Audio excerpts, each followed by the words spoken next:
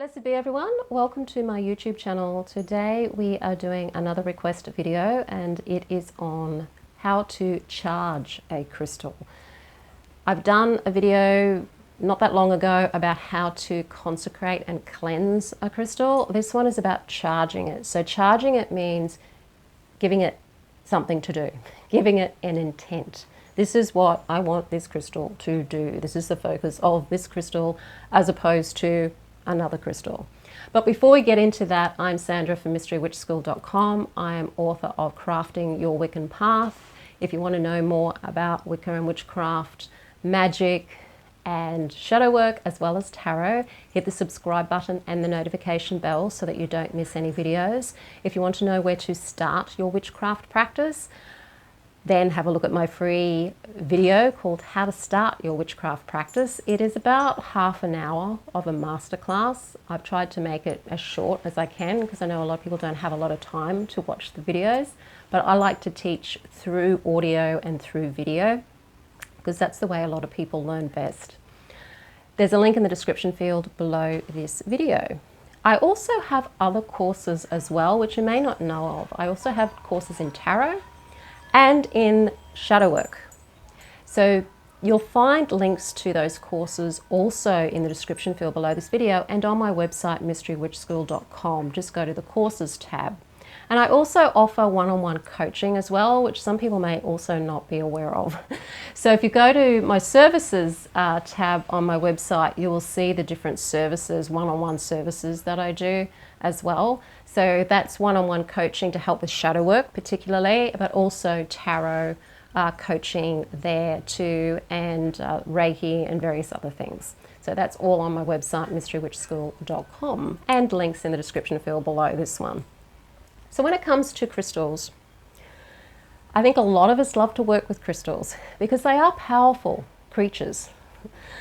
And so they're not just beautiful and they're not just pretty things that we imagine have magical powers. They do vibrate at certain frequencies, and those frequencies can assist us in our intentions, our magic, what it is we're wanting to create in our lives, whether that's healing or whether that is more prosperity or more love, whatever it is, crystals can help us, can assist us in doing that. They don't do it by themselves. There are other things that we have to also do to bring those things into fruition, but they can be an aid to helping us achieve our goals. Okay, so think of them as a support system that are there to aid other things that we would do to increase our prosperity, increase our health, and increase our love as well. So they're not a be-all and end-all. They are simply an assistant that you use with other things. This one here, it's a citrine, so I'm just going to use this one as an example. It's not a particularly yellow citrine, this one, and I don't even know if it's going to come out on the video, but it's a very pale citrine. And a lot of citrine naturally is pale. It's not necessarily that very yellow colour, or even the orange colour. Often when the orangey citrines have been irradiated, so they've got more of that orangey colour. But they're still effective and they still have the energy vibrating at the frequency you want them to vibrate. One of the qualities of citrine is prosperity. So I'm going to use prosperity as an example. And given that many places in the world are going through recessions and the like, prosperity is something we probably all would like a little bit more of. So once you have cleansed and consecrated your crystal, and I've already done a video on how to do that, so I will put the link in the description field below this one so that you can refer back to how to cleanse and consecrate first. It's important to cleanse and consecrate the crystals that you're working with magically, even if they're crystals that don't need it. There are crystals that don't need to be cleansed. But if you're going to work magic, part of the cleansing and consecrating is actually you connecting with it. And that's an important part of working with the crystal. So even if generally, say selenite, for example, doesn't need cleansing, cleansing and consecrating it, at least consecrating it, is just going to help you connect with that particular crystal, for example, or stone, depending on what you're using. You also use the same method of transferring energy and intention into your crystal as you would if you are cleansing and consecrating it yourself using your own energy. So we'll charge this one up with the intention, and then I'll tell you the different ways that you can then use your crystal once it's all charged up. So I place it in the palm of my hand and I put my other hand over the top. And then I just focus on the energy coming from my third eye into my hands, and also energy that's coming out of the palms of my hand. You can ground and draw more energy up through the ground, up through the feet if you're sitting on a chair, and up through the spine and down the arms, and just feel the pulsating energy between the palms of your hand with the crystal in between. And then focus on your intent. In this case, I'm going to see a lot of prosperity, so a lot of money around me, coming and within me even. If it's love, if you're charging up a crystal for love, say a rose quartz, you'll just imagine a lot of love around you and maybe people around you. If it's healing, you may be focusing on healing light around you. And then focus on charging that energy into the crystal itself. It's like you're projecting or putting energy into it, seeing it like an energy wave coming out of your palm of your hands into the crystal itself. And you can give it the intent by speaking your spell. So you could say, citrine crystal, bringing money to me, bringing the flow of prosperity to me. I am prosperous that I am.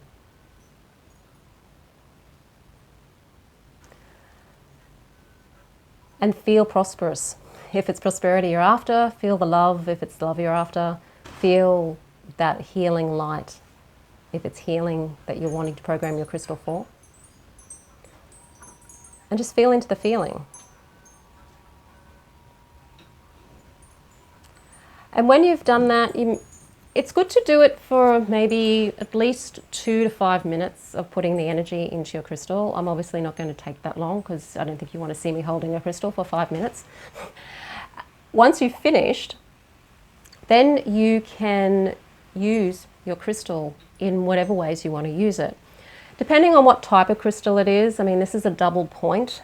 You might have other crystals that are a crystal ball, for example. You may have crystal pencils, wands.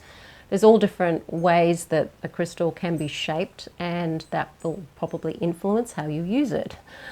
In this case, this point here could be used as a wand. So it could be used to channel and charge up a talisman for wealth or prosperity, for example. It could be used to put in a bag if you're doing a money bag, for example, or a love bag. You can put your herbs in there as well as a crystal that corresponds to your intention in the bag too, the one that you charged up. You can take it with you, carry it with you in your pocket. You can carry it with you in a bag, in a wallet, in a purse, and have it with you. You could energetically put sigils, so imagining that you're writing with a pen and that the crystal is like a pen, and that the crystal is writing sigils on, say, cash. So if you're using cash, the crystal is writing symbols energetically on your cash to make the cash come back to you tenfold, 50-fold, however many fold you want it to come back to you with, and use the crystal to energize your cash. You can use the crystal to energize your cards. Any way that you think that you could use it, use it. You could sleep with your crystal under your pillow, for example. If you're charging a crystal for dreaming, for example, say you're using amethyst and you want it as lucid dreaming to help you lucid dream, then you give the crystal the instruction and then you would place it under your pillow and use it that way. I like to use them to charge things, so to project the energy through them, and also to put them in bags. You can wear them as an item of jewelry as well, particularly if you're using them for protection and security. Wearing them is a really good thing to do. Some people like to place them around the home and use them like a ward. If you're working with petition magic, you can place your crystal on top of your petition. You could place your crystal near a candle if you're doing candle magic, and charge the candle with your crystal point if you're using a crystal point. You can surround your spell candle with a number of crystals that you may have charged up for the same purpose. So you may have a number of citrine crystals, for example, and if you're doing a prosperity spell, you may have your green candle in the center and then just surround the preferably pointed crystals so that you're bringing the money into the candle, so they're pointing towards the candle, and bringing that energy of the money into the candle, because the candle is representing it's basically representing you, and so you're drawing it to you. It's also sending the intention out into the universe. Be creative with your magic. If it makes sense to you to use a crystal in a certain way to help charge something up or give more oomph to your magic, then use it that way. You don't have to be, if you're finding that you're drawn to using a crystal in a way that you haven't read about in a book or you haven't seen any videos on, but you're feeling guided to use it in that way because it makes sense to you to use it that way, you're feeling guided to use it that way, then use it that way. There's really no wrong way to do it if it makes sense to you to do it a particular way. So very simple.